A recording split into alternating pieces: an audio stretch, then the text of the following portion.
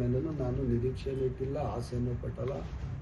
ಏನು ಹೈಕಮಾಂಡ್ ನಿರ್ಧಾರ ಮಾಡ್ತಿತ್ತೆ, ಅವ್ರು ಯಾವ ಖಾತೆಯನ್ನು ಕೊಟ್ಟರು ಸಹ ಸಂತೋಷದಿಂದ ಅದನ್ನು ಸ್ವೀಕಾರ ಮಾಡಿ ಜನಗಳಿಗೆ ಕೆಲಸ ಮಾಡುವಂಥದ್ದು, ಇಲಾಖೆಗೆ ಹೆಸರು ತರುವಂಥದ್ದು. ಅದ್ರ ಜೊತೆಗೆ ಕಾಂಗ್ರೆಸ್ ಪಕ್ಷಕ್ಕೆ ಇವತ್ತು ಇಡೀ ದೇಶದಲ್ಲಿ ಜನಗಳ ಪರವಾಗಿರುವಂಥದ್ದು ಕಾಂಗ್ರೆಸ್ ಸರ್ಕಾರ.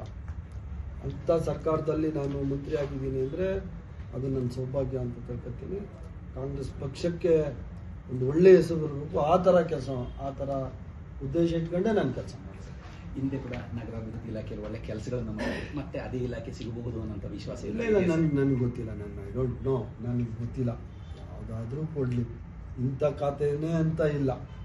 ಯಾವುದೇ ಖಾತೆಯನ್ನು ಕೊಡಲಿ, ಕಾಂಗ್ರೆಸ್ ಪಕ್ಷಕ್ಕೆ ನಿಷ್ಠವಾಗಿ ನಮ್ಮ ಜನಗಳಿಗೆ, ಕರ್ನಾಟಕ ರಾಜ್ಯದ ಜನಗಳಿಗೆ ನಿಷ್ಠವಾಗಿ ಕೆಲಸ ಮಾಡುವಂಥ ಕಾಂಗ್ರೆಸ್ ಪಕ್ಷ ಇವತ್ತು ಅವಕಾಶ ಕೊಟ್ಟಿದ್ದ ಆ ಕೆಲಸವನ್ನು ಸಮರ್ಪಕವಾಗಿ ಮಾಡಲಿಕ್ಕೆ ನಾನು ಪ್ರಾಮಾಣಿಕವಾದ ಪ್ರಯತ್ನವನ್ನು ಪಡ್ತೀನಿ. ಈ ವಿಚಾರದಲ್ಲಿ ಯಾರು ವಿಶೇಷವಾಗಿ ಧನ್ಯವಾದಗಳನ್ನು ತಿಳಿಸುವಂಥದ್ದಾದ್ರೆ ಯಾರಿಗೆ ತಿಳಿಸ್ಬೋದು ಸರ್? ನಮ್ಮ ಇಡೀ ಕಾಂಗ್ರೆಸ್ ಪಕ್ಷಕ್ಕೆ ನಾನು ಧನ್ಯವಾದಗಳು ತಿಳಿಸ್ಬೇಕು. ಹೇಳಿದ್ನಲ್ಲ, ಖರ್ಗೆ ಸಾಹೇಬರಿಂದ ಹಿಡಿದು, ರಾಹುಲ್ ಗಾಂಧಿ ಸಾಹೇಬರಿಂದ ಹಿಡಿದು, ವೇಣುಗೋಪಾಲ್ ಸಾಹೇಬರಿಂದ ಹಿಡಿದು, ಸುರ್ಜೇವಾಲಾ ಸಾಹೇಬರಿಂದ ಹಿಡಿದು, ಸಿದ್ದರಾಮಯ್ಯ ಸಾಹೇಬರಿಂದ ಹಿಡಿದು, ಡಿ ಕೆ ಶಿವಕುಮಾರ್ ಸಾಹೇಬರಿಂದ ಹಿಡಿದು, ಮತ್ತು ನಮ್ಮ ಮೇಡಮ್ ಸೋನಿಯಾ ಮೇಡಮ್ ಅವರಿಂದ